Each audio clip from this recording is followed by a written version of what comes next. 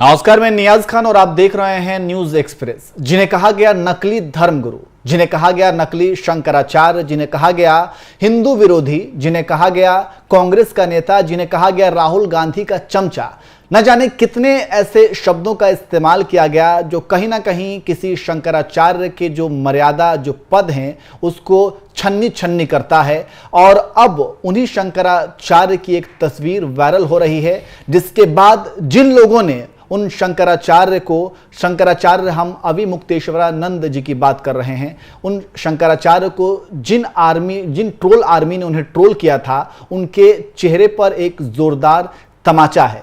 चलिए सबसे पहले हम आपको वो तस्वीर दिखाते हैं कि वो कौन सी तस्वीर है जो वायरल हो रही है। में देख सकते हैं कि किस तरीके से शंकराचार्य अविमुक्तेश्वरानंद जी बैठे हुए हैं और ये प्रधानमंत्री मोदी जी वहां पे पहुंचते हैं, उनका आशीर्वाद लेते हैं। और ये पूरा जो विजुअल है हम आपको दिखा रहे हैं, ये अनंत अंबानी की शादी की ये तस्वीर है। और अनंत अंबानी की शादी में प्रधानमंत्री मोदी पहुंचे थे और वहां पे अविमुक्तेश्वरानंद जी को भी आमंत्रित किया गया था। और इसी दरमियान प्रधानमंत्री मोदी की नजर शंकराचार्य जी पर पड़ती है और फिर वो वहां पे जाते हैं और उनसे आशीर्वाद लेते हैं। तो देखा आपने तस्वीर में साफ तौर पर किस तरीके से उनके पैर छू रहे हैं, उनसे आशीर्वाद ले रहे हैं और किस तरीके से ट्रोल आर्मी ने उनको ट्रोल किया था। ट्रोल क्यों किया था, इस पर हम चर्चा करेंगे। हमारे साथ सहयोगी हमारे अभिषेक त्यागी हैं। त्यागी जी, आपने तस्वीरों को देखा कि किस तरीके से प्रधानमंत्री मोदी जी जाकर के शंकराचार्य जी के पैर छू रहे हैं, उनके कदमों में गिर रहे हैं और उनसे आशीर्वाद ले रहे हैं। लेकिन वही शंकराचार्य जी को जब राम मंदिर प्राण प्रतिष्ठा की बात आई और जब उन्होंने ये सवाल किया, जब उन्होंने ये सवाल उठाया कि जब तक पूरी तरीके से मंदिर का निर्माण नहीं हो जाता है तब तक सनातन धर्म के नियमों के अनुसार प्राण प्रतिष्ठा करना गलत है, उन्होंने ये बयान दिया था। और इसके बाद उनको ऐसा ट्रोल किया गया कि उन्हें न जाने क्या कुछ कहा गया। आपने सुना होगा कि मैंने जो कुछ भी शुरू में जो भी बातें बोली हैं तो सब कुछ बोला गया, उनके लिए अपशब्दों का इस्तेमाल किया गया। लेकिन अब वही प्रधानमंत्री मोदी जाकर के उनके कदमों को छू रहे हैं। तो क्या ये उन ट्रोलरों के चेहरे पर जोरदार तमाचा है? देखिए, मैं यहां पर दो सवाल खड़े करना चाहता हूं। सबसे पहला सवाल तो मैं खुद पीएम मोदी पर खड़ा करना चाहता हूं, क्योंकि जिस वक्त शंकराचार्य ने बयान दिया था, यह बयान गलत नहीं था, यह बयान बिल्कुल ठीक था।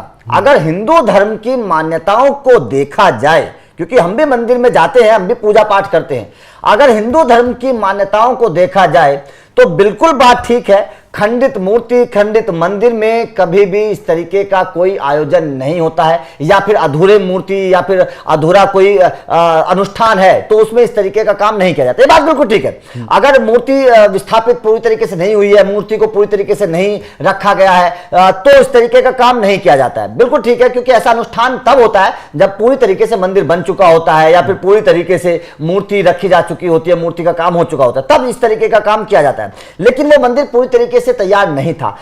शंकराचार्य जी ने बिल्कुल ठीक कहा था कि जिस वक्त वो जल्दबाजी में, क्योंकि जल्दबाजी में इस बात को कहूंगा, वोट बटोरने की जल्दबाजी, सीधे सीधे तौर पर मैं कहूंगा वोट बटोरने की जल्दबाजी थी बीजेपी को। इसीलिए बीजेपी ने राम मंदिर को भुनाने के लिए उसका मतलब मंदिर का उद्घाटन कर दिया था, बहुत जल्दबाजी थी। लेकिन जिस वक्त शंकराचार्य जी ने बयान दिया था वो बिल्कुल बयान ठीक था, वो गलत नहीं था। हिंदू धर्म की मान्यताओं के हिसाब से बयान बिल्कुल ठीक था कि भाई साहब, जब आपका पूरा मंदिर बना ही नहीं है तो आप उसकी प्राण प्रतिष्ठा कैसे कर सकते हैं, कैसे उसमें भूमि पूजन कर सकते हैं, कैसे उसकी मूर्ति पूजा कर सकते हैं जब पूरा मंदिर बना ही नहीं है। बिल्कुल बात ठीक थी। लेकिन जिस तरीके से शंकराचार्य जी के बयान को तोड़ मरोड़ कर अलग अलग तरीके से पेश किया गया, उन पर आरोप लगाए गए, हिंदू विरोधी कहा गया, कांग्रेसी कहा गया, अलग अलग तरीके के लांछन उन पर लगाए गए, तो उसके बाद मुझे ऐसा लगता है कि पीएम मोदी को तब जवाब देना चाहिए था, बोलना चाहिए था। आज जो पीएम मोदी शंकराचार्य के पैर छू रहे हैं, आज जो पीएम मोदी शंकराचार्य का आशीर्वाद ले रहे हैं, उस वक्त कहां थे? उस वक्त पीएम मोदी को वोट का लालच था,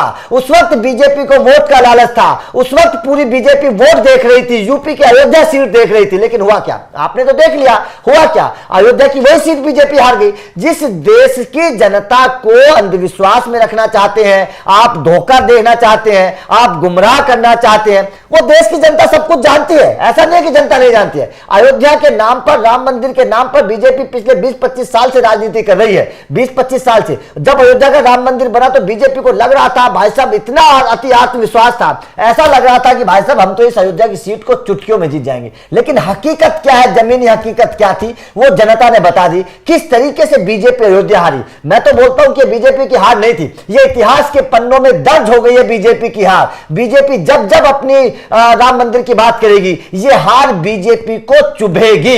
ये राम मंदिर की हार बीजेपी को सोने नहीं देगी, जिस तरीके से बीजेपी को हार मिली है। क्योंकि आप इस तरीके से लोगों को अंधविश्वास में रख नहीं सकते। देश की जनता सब जानती है। अब बीजेपी हिंदुओं की बात करती है, मैं यहां पर आना चाहता हूं, बीजेपी हिंदुओं की बात करती है। क्या हिंदुओं को नहीं पता है कि राम मंदिर पूरा नहीं बना था? क्या हिंदू नहीं जानते मंदिर की प्राण प्रतिष्ठा किस तरीके से होती है? क्या हिंदुओं के रीति रिवाज पता नहीं है? मंदिरों के रीति रिवाज सबको पता है, लेकिन उसके बावजूद आप हिंदुओं को गुमराह करने की कोशिश कर रहे हैं, उसके बावजूद आप हिंदुओं को धोखे में रखने की कोशिश कर रहे हैं। तो नतीजा सामने है, आपने देख लिया नतीजा किस तरीके से हुआ 2024 में, वो सबको सब पता है। बिल्कुल। और अब वही प्रधानमंत्री मोदी जी अब जाकर के उनके चरणों में सर झुका रहे हैं, उनसे आशीर्वाद ले रहे हैं। और ये अभिमुक्तेश्वरानंद जी का बड़कपन है कि उन्होंने आशीर्वाद उन्होंने दिया भी। बिल्कुल सही बात है, बहुत बड़ा बड़प्पन मैं मानता हूं कि इतनी गालियां खाने के बाद, इतनी आलोचना झेलने के बाद भी उन्होंने अपने गले से माला उतार कर प्रधानमंत्री नरेंद्र मोदी जी को पहनाई है और यह कहा है कि भाई साहब मेरे पास आशीर्वाद लेने के लिए आए, मैं तो आशीर्वाद दिया मैंने।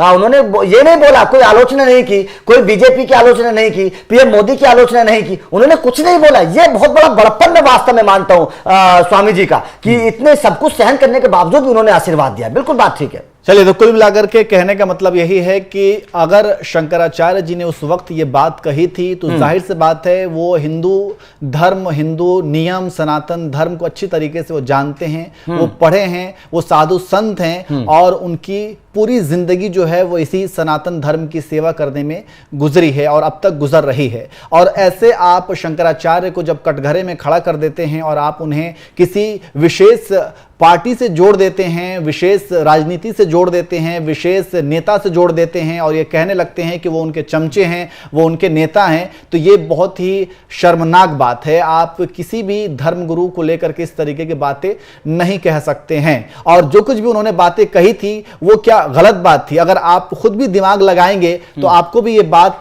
समझ में आ जाएगी, या फिर आप भी जानकार होंगे। अगर हिंदू या सनातन धर्म के नियमों को आप जानते होंगे, उनके कर्मकांड को आप जानते होंगे, अगर आपने वेदों को पढ़ा होगा, धार्मिक किताबों को पढ़ा होगा, तो उसमें साफ तौर पे ऐसी बहुत सी जगह ऐसी हैं कि अगर जब तक पूरी तरीके से निर्माण नहीं हो जाता है तब तक आप प्राण प्रतिष्ठा नहीं कर सकते हैं। और उन्हीं तथ्यों के आधार पर अभिमुक्तेश्वरानंद जी ने बयान दिया था, लेकिन उन बयानों के बाद जो उन्हें ट्रोल किया गया ये बहुत ही शर्मनाक बात थी। और अब वही मैं इसलिए बार बार कहता हूं कि लोगों को समझने की जरूरत है। जो लोग राजनीति के बहकावे में, गंदी राजनीति में कहूंगा, गंदी राजनीति के बहकावे में आकर के उल्टा सीधा बोलने लगते हैं, ट्रोल करने लगते हैं, उनको थोड़ी सी दिमाग दौड़ानी चाहिए कि किस तरीके से ये जो सारी चीजें होती हैं वो सिर्फ और सिर्फ एक गुमराह करने के लिए होती हैं। क्योंकि वही प्रधानमंत्री मोदी जो है जाकर के शंकराचार्य जी के पैर छू रहे हैं, है ना।